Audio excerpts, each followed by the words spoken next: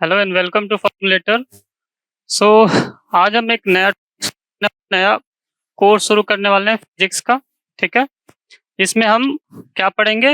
Waves and optics and introduction to quantum mechanics. ठीक है, तो हम फिजिक्स का जो हमारा सेकेंड सेमेस्टर का जो सिलेबस है, ये जो कोर्स है वो double E triple E EC तीनों के लिए बहुत ही इम्पोर्टेंट है। ठीक है, सेकेंड सेमेस्टर फिजिक्स काफी इम्पोर्टेंट है। ठीक है, जिसमें हम वेव्स एंड ऑप्टिक्स के बारे में पढ़ेंगे। आप जानते हैं वेव्स एंड ऑप्टिक्स लाइट के फेनोमेना, जो आपने अर्लियर क्लासेस में भी पढ़ा है, जैसे 10th में पढ़ना था, लाइट एक चैप्टर था। ठीक है, तो वेव्स एंड ऑप्टिक्स, इसके अलावा क्वांटम मैकेनिक्स के बारे में हम इंट्रोडक्शन पढ़ेंगे। क्वांटम मैकेनिक्स आप जानते हैं क्या होता है? क्वांटम मैकेनिक्स, क्वांटम मैकेनिक्स क्या है? फिजिक्स का वो ब्रांच है जिसमें हम सब एटॉमिक लेवल पे, जैसे एटम्स मॉलिक्यूल्स के लेवल पे जाके फिजिक्स को स्टडी करते हैं। ठीक है, तो myself Raju Kumar, I have completed MTech in power electronics from IIT BHU. Okay, तो मैं आपको ये पूरा कोर्स पढ़ाऊंगा।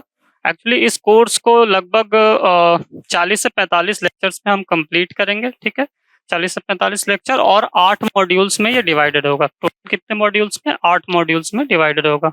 तो आज का हमारा जो मेन ये क्लास है वो देखेंगे कि आखिर इसमें पढ़ना क्या है, हमारा सिलेबस क्या है। पहले हम सिलेबस को ओवरव्यू करेंगे, ठीक है, फिर इस कोर्स को शुरू करेंगे। ओके, सो हमारा सबसे पहला मॉड्यूल है वो है वेव्स। ठीक है, जो हमारा मॉड्यूल 1 है वो क्या है? वेव्स पे है, जिसमें हम मैकेनिकल और इलेक्ट्रिकल ऑसिलेटर्स के बारे में पढ़ेंगे। ठीक है, ऑसिलेटर्स क्या होते हैं? आपने एक जो सिंपल फिनोमेना है एसएचएम का, जिसे सिंपल हार्मोनिक मोशन कहते हैं। ठीक है, सिंपल हार्मोनिक मोशन आप जानते होंगे क्या होता है? सिंपल हार्मोनिक मोशन एक तरह का क्या होता है? ऑसिलेटरी मोशन होता है। ऑसिलेटरी मोशन का एक स्पेशल केस होता है सिंपल हार्मोनिक मोशन। ठीक है, ये हम डिटेल में पढ़ेंगे। तो इसमें और वैसे सिस्टम जो इस सिंपल हार्मोनिक मोशन को करते हैं, वैसे सिस्टम को हम बोलते हैं ऑसिलेटर्स। और ये जो ऑसिलेटर्स होते हैं दो तरह के होते हैं, इलेक्ट्रिकल और मैकेनिकल ऑसिलेटर्स। तो पहला जो मॉड्यूल 1 होगा उसमें हम मैकेनिकल और इलेक्ट्रिकल ऑसिलेटर्स के बारे में पढ़ेंगे। ठीक है, मैकेनिकल ऑसिलेटर्स कहने का मतलब हो गया कि जैसे हमारा कोई स्प्रिंग सिस्टम हो गया। ठीक है, कोई स्प्रिंग लोडेड है मास m से। ठीक है, कोई सिस्टम है, स्प्रिंग मास सिस्टम है जिसमें m मास है। ठीक है, m मास है। तो ये जो है किस तरह का मोशन करता है? ये एसएचएम करता है। ठीक है, एसएचएम मोशन यानी सिंपल हार्मोनिक मोशन करता है।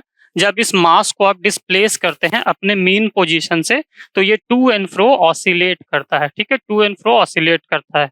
लेकिन आपको पता होना चाहिए कि सारे ऑसिलेटरी मोशन जो होते हैं वो सिंपल हार्मोनिक मोशन नहीं होते हैं। ठीक है, सारे oscillatory motions simple harmonic motion नहीं होते हैं। सिंपल हार्मोनिक मोशन या एसएचएम जो होता है वो एक स्पेशल केस है। ठीक है, एसएचएम क्या है? स्पेशल केस है ऑसिलेटरी मोशन का। ठीक है, जिसमें कुछ कंडीशंस होते हैं, अगर कोई ऑसिलेटरी मोशन उन दो कंडीशन को वो फॉलो करता है तभी उसको एसएचएम बोलते हैं। आगे हम इसे डिटेल में देखें।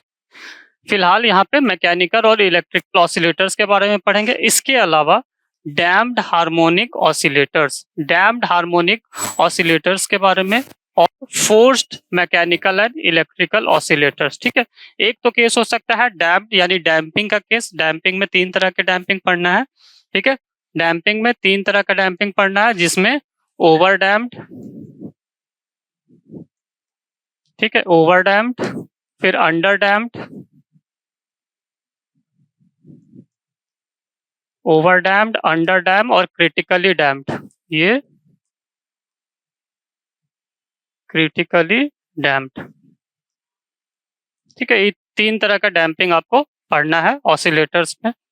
ठीक है, इसके अलावा forced mechanical and electrical oscillators हम देखेंगे। फोर्स कहने का मतलब कि आप एक्सटर्नल कोई फोर्स लगाकर आप इस ऑसिलेटर में चेंज लाएंगे। ठीक है, एक्सटर्नल फोर्स जो इसमें आप में नहीं दिखेगा। ठीक है, तो ये forced mechanical and electrical oscillators.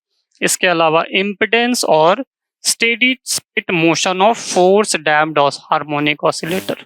ठीक है, जो सेमेस्टर्स होते हैं उनमें इस मॉड्यूल से काफी क्वेश्चंस आते हैं। ठीक है, एक 14 मार्क का क्वेश्चन होता है, के अलावा कुछ छोटे छोटे क्वेश्चंस भी इससे आते हैं। तो ये इम्पॉर्टेंट है आपके एग्जाम पॉइंट ऑफ व्यू से, क्योंकि इसमें सीधा सीधा हमको क्या करना है, ये डैम्प्ड हार्मोनिक और फोर्स्ड हार्मोनिक ऑसिलेटर्स के डेरिवेशन करने होते हैं। ठीक है, इसका डिफरेंशियल इक्वेशन, उसका फिर सॉल्यूशन फाइंड आउट करना होता है, जो सीधा सीधा एग्जाम में आता है। तो ये काफी इंपॉर्टेंट है, तो इसे आप स्टार मार्क्स भी कर सकते हैं इस मॉड्यूल को। ठीक है, ये पहला है।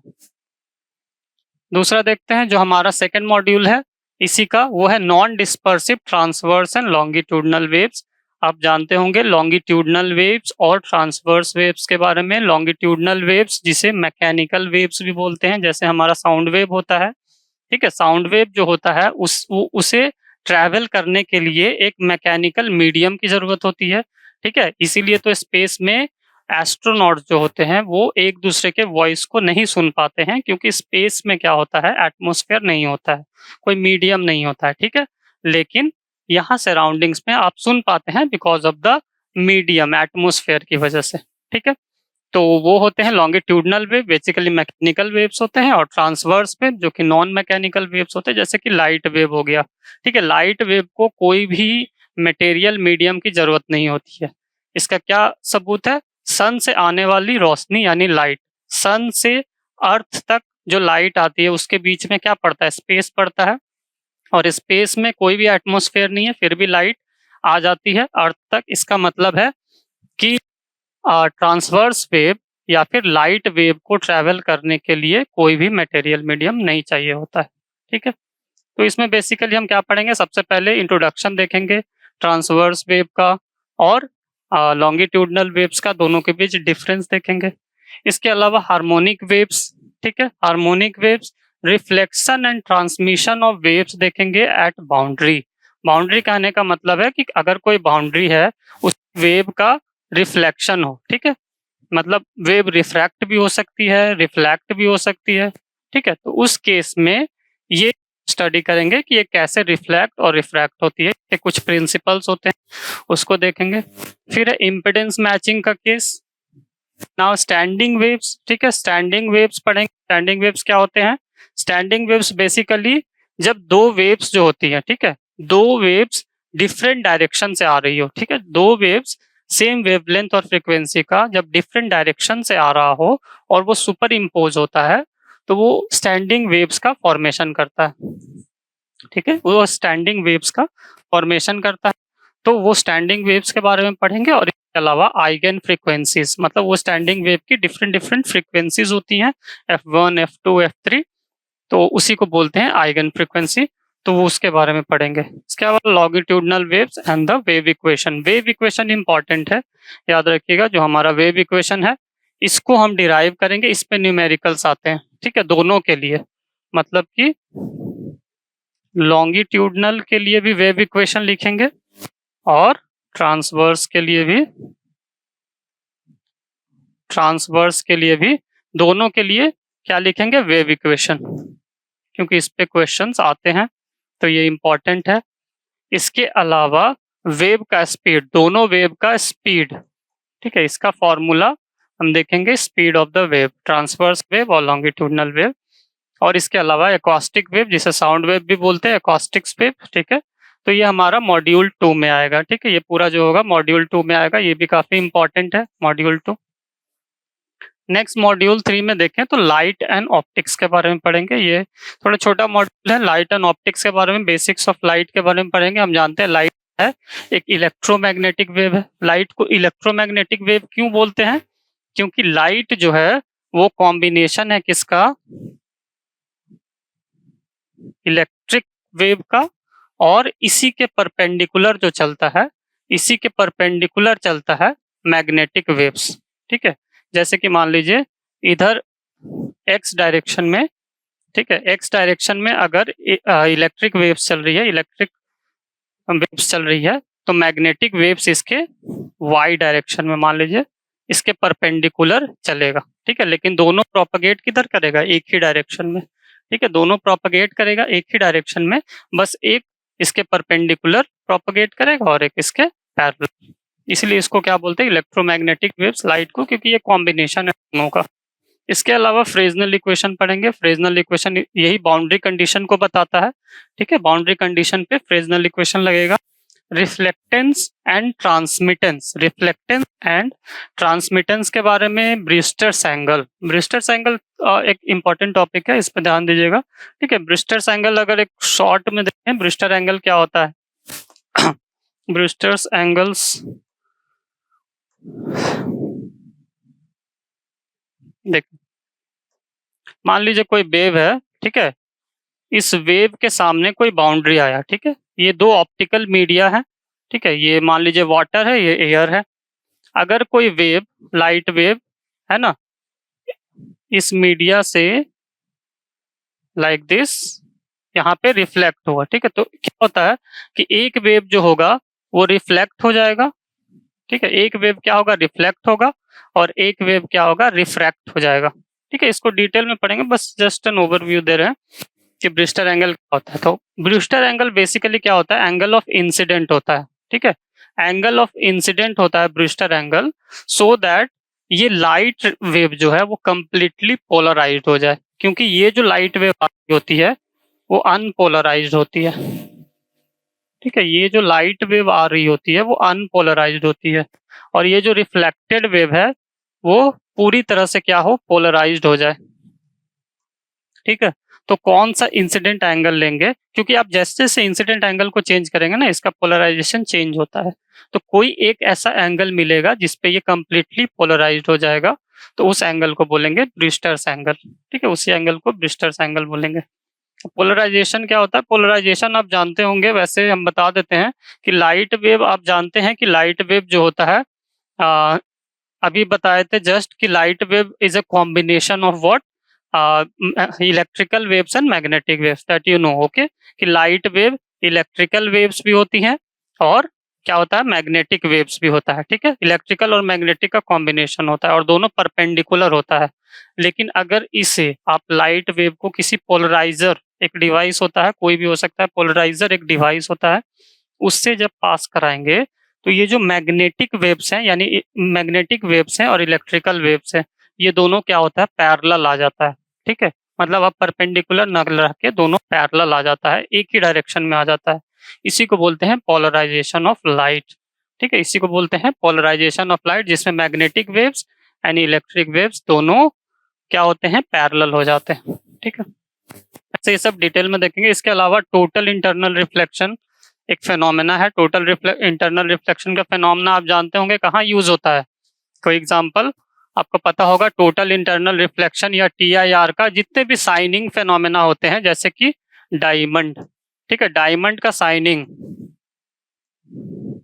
डायमंड साइन करता है, ठीक है। क्यों करता है diamond shine, because of this phenomena, जिसे TIR बोलते हैं या टोटल इंटरनल रिफ्लेक्शन बोलते हैं, ठीक है। बबल्स जो होते हैं, सोप बबल्स, वो साइन करते हैं, क्यों करते हैं, TIR का फेनोमेना, ठीक है। तो जितने भी साइनिंग के फेनोमेना आएंगे आपको TIR का फेनोमेना दिखेगा, ठीक है। फिर evanescent waves, mirror and lenses, mirror and lenses पुराना कॉन्सेप्ट है। मिरर एंड लेंस का यूज, मिरर जानते हैं, दो तरह का मिरर होता है, कॉनकेव मिरर और कॉन्वेक्स मिरर। लेंस भी दो तरह का होता है, कॉनकेव लेंस और कॉन्वेक्स लेंस। इन मिरर और लेंसेज का कहाँ कहाँ यूज होता है, जैसे लेंस का यूज किस में होता है, ऑप्टिकल डिवाइसेस, मतलब टेलीस्कोप वगैरह में, या फिर आपको किस में होता है, चश्मे में यूज होता है, ठीक है, लेंसेज का। सब हो गया optical instrument based on them. तो ऑप्टिकल इंस्ट्रूमेंट कहने का मतलब वही जो भी बता रहे थे कि जैसे टेलीस्कोप हो गया, ठीक है। टेलीस्कोप क्या है, एक ऑप्टिकल इंस्ट्रूमेंट है, और ये किस पे बेस्ड है, लेंस पे बेस्ड है, ठीक है। तो टेलीस्कोप मतलब कुछ डिवाइसेस के बारे में पढ़ेंगे जो इन पे बेस्ड होगा, ठीक है। ये हमारा मॉड्यूल 3। नाउ देखते हैं मॉड्यूल 4, जो कि वेव ऑप्टिक्स से रिलेटेड है, ठीक है, जिसका नाम है वेव ऑप्टिक्स, ओके। इसमें सबसे पहला और सबसे इम्पोर्टेंट जो है, इसको स्टार मार्क कर सकते हैं, हाइगेंस प्रिंसिपल इसे बोलते हैं, ठीक है। ये काफी इंपॉर्टेंट है, हाइगेंस प्रिंसिपल, जो कि काफी इंपॉर्टेंट है इस मॉड्यूल का। इससे काफी क्वेश्चंस आते हैं, प्रीवियस ईयर क्वेश्चंस आप देख सकते हैं, ठीक है। तो हाइगेंस प्रिंसिपल, इसके अलावा सुपरपोजिशन ऑफ वेव्स पढ़ेंगे इसमें, यानी कि जो दो डिफरेंट वेव्स जो होता है वो जब सुपर इम्पोज होते हैं एक दूसरे पे, इसको सुपरपोजिशन फेनोमेना बोलते हैं।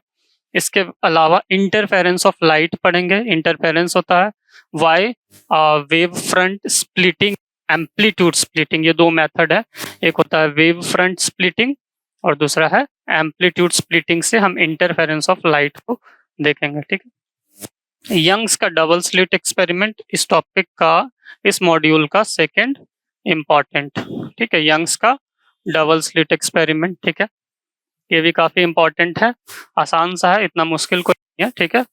तो यंग्स का डबल स्लिट एक्सपेरिमेंट देखेंगे। न्यूटन्स रिंग, न्यूटन रिंग्स पे भी क्वेश्चन आए हैं, ठीक है, तो न्यूटन रिंग्स के बारे में पढ़ेंगे, न्यूटन रिंग्स क्या होते हैं। इसके अलावा माइकलसन इंटरफेरोमीटर के बारे में पढ़ेंगे, ठीक है, और मैक जेंडर इंटरफेरोमीटर, यानी इंटरफेरोमीटर के बारे में जिसमें माइकलसन और मैक जेंडर। इसके अलावा फ्रॉनहोफर डिफ्रैक्शन, ठीक है, डिफ्रैक्शन भी लाइट का एक फेनोमेना ही है, जानते हैं।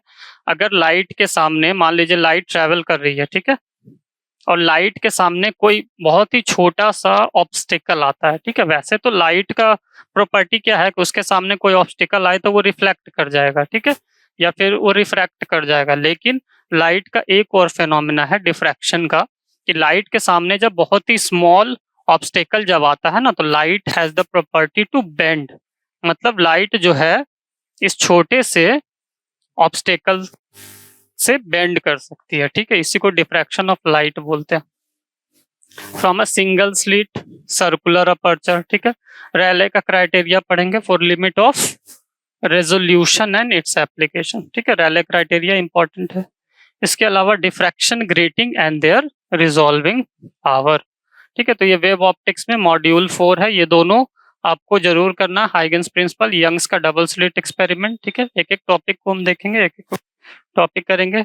नेक्स्ट देखते हैं, मॉड्यूल 5 है लेजर्स, ठीक है, थ्योरेटिकल क्वेश्चंस आते हैं बेसिकली इससे, लेजर्स के बारे में पढ़ना है, जिसमें आपको आइंस्टाइन थ्योरी और इसमें इंपॉर्टेंट क्या है, A and B coefficients, Einstein theory of radiation interactions and A and B coefficients, ये इंपॉर्टेंट है। तो बेसिकली इसमें आपको लेजर्स में ये तीन तरह के लेजर, जैसे HNeCO2 solid state die laser, ठीक है, और ये लेजर्स के बारे में, और गैस लेजर, ठीक है, ये लेजर्स के बारे में आपको पढ़ना है।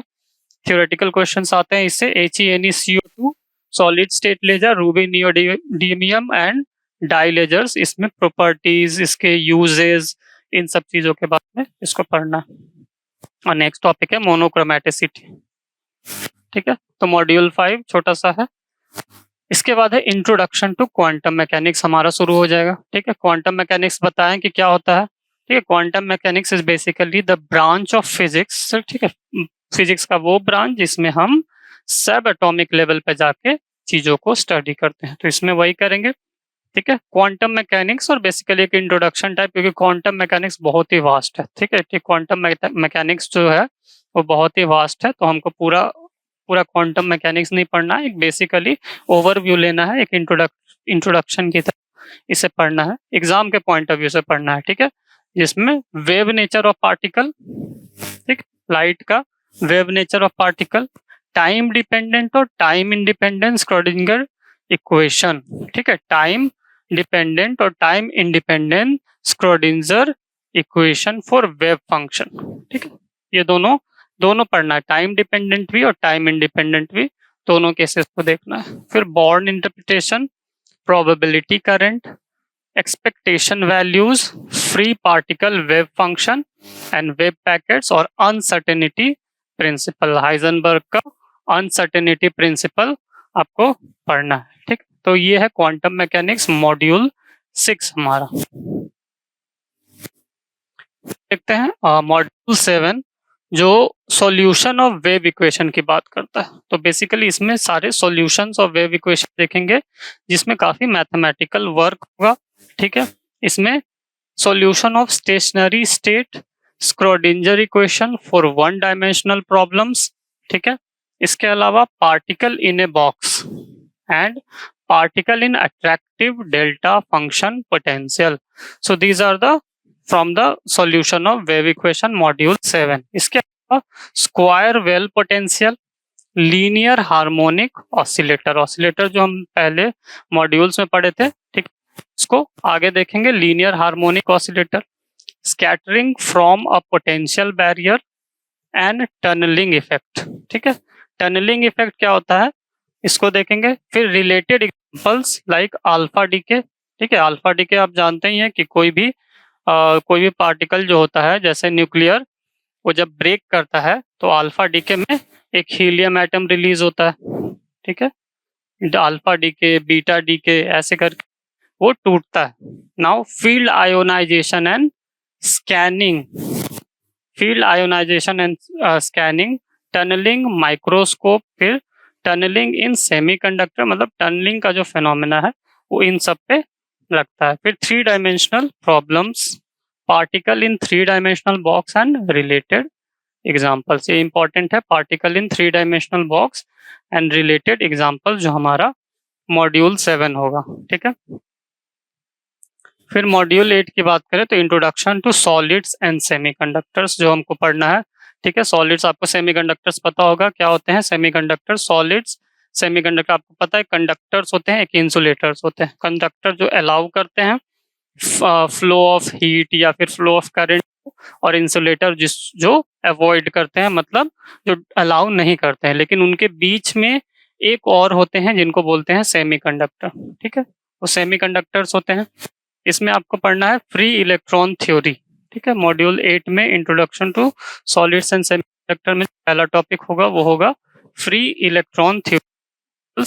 इसमें Fermi level, density of states in 1, 2 and 3 dimension, तीनों डायमेंशन में। फिर ब्लॉक थ्योरम। ठीक है, ब्लॉक थ्योरम पढ़ना है for particles in a periodic potential. फिर Kronig Penney model, Kronig Penney model जो ब्लॉक थ्योरी का है। ठीक है, आगे का उनका काम था, जो ब्लॉक किए थे उसको वो आगे डिराइव किए थे, chronic Penney model and origin of energy bands. ठीक है, एनर्जी बैंड्स आप जानते होंगे। ठीक है, तो टाइप्स ऑफ इलेक्ट्रॉनिक मटेरियल, इसी में अब आपको डिफरेंट काइंड्स ऑफ मटेरियल्स के बारे में पढ़ना है, जिसमें मेटल्स, सेमीकंडक्टर, इंसुलेटर्स। ठीक है, ये सब पढ़ना है, ये सब थ्योरेटिकल चीजें हैं। इसमें इंट्रिंसिक एंड एक्सट्रिंसिक सेमीकंडक्टर, आपको पता है प्योर जो सेमीकंडक्टर्स होते हैं, कुछ सेमीकंडक्टर जो होते हैं वो प्योर सेमीकंडक्टर्स होते हैं, उनमें इम्प्योरिटीज नहीं होती है, तो उनको इंट्रिंसिक सेमीकंडक्टर्स बोलते हैं। लेकिन कुछ सेमीकंडक्टर में प्योरिटीज को ऐड करके बनाया जाता है, जिसको डोपिंग बोलते हैं। एक्चुअली एडिंग ऑफ इम्प्योरिटीज को क्या बोलते हैं, डोपिंग बोलते हैं। तो वैसे सेमीकंडक्टर को हम बोलते हैं एक्सट्रिंसिक सेमीकंडक्टर्स। ठीक है, इसके अलावा डिपेंडेंस ऑफ फर्मी लेवल, यानी फर्मी लेवल किस पे डिपेंड करता है, on carrier concentration, okay, and temperature, equilibrium carrier statistics, carrier generation and recombination of that and carrier transport. ठीक है, डिफ्यूजन एंड ड्रिफ्ट का फिनोमेना देखेंगे कि डिफ्यूजन क्या होता है, ड्रिफ्ट क्या होता है। डिफ्यूजन का फिनोमेना, जैसे कि आप कोई भी अगरबत्ती जलाते हैं किसी रूम में, तो वो पूरे रूम में वो जो होता है वो फैल जाता है। ठीक है, तो ये कौन सा फिनोमेना होता है, डिफ्यूजन का फिनोमेना होता है, गैसेस में होता है। ठीक है, फिर ड्रिफ्ट का फिनोमेना और पीएन जंक्शन, पीएन जंक्शन जैसे कि डायोड्स जो होते हैं हमारे, पी और एन जंक्शन उसमें होते हैं। ठीक है, पीएन जंक्शन डायोड्स होते हैं। ठीक है, तो इन सब के बारे में डिटेल में पढ़ेंगे, एक एक टॉपिक को पढ़ेंगे अच्छे से। ठीक है, और इसके अलावा जितने भी टॉपिक हम कवर करेंगे, हमारा मतलब काम क्या होगा कि हर मॉड्यूल को कंप्लीट करने के बाद उस मॉड्यूल से रिलेटेड जितने भी पीवाईक्यूज आए हैं, मोस्टली हम कोशिश करेंगे कि पीवाईक्यूज को कवर करें, है ना। जो भी जैसे हमने कोई भी एक टॉपिक लिया फर्मी लेवल, और अगर उस फर्मी लेवल से कुछ क्वेश्चन आए हुए हैं पीवाईक्यू में प्रीवियस ईयर्स में, तो हम उसको कंप्लीट करेंगे, ताकि हमारा पीवाईक्यू भी कवर होता चले और ये भी सिलेबस भी कवर होता चले। तो इसके लिए कोई भी टेंशन नहीं लेना, ये पूरा कंप्लीट होगा। पूरे मॉड्यूल्स को हम 40 से 45 लेक्चर में इसको कंप्लीट करेंगे। ठीक है, आई होप आप पूरा सिलेबस समझ गए होंगे, इतना सिलेबस है हमारा। ओके, तो हम फिर नेक्स्ट क्लास से शुरू करेंगे इसको, मॉड्यूल 1 से लेक्चर 1। Okay, thank you.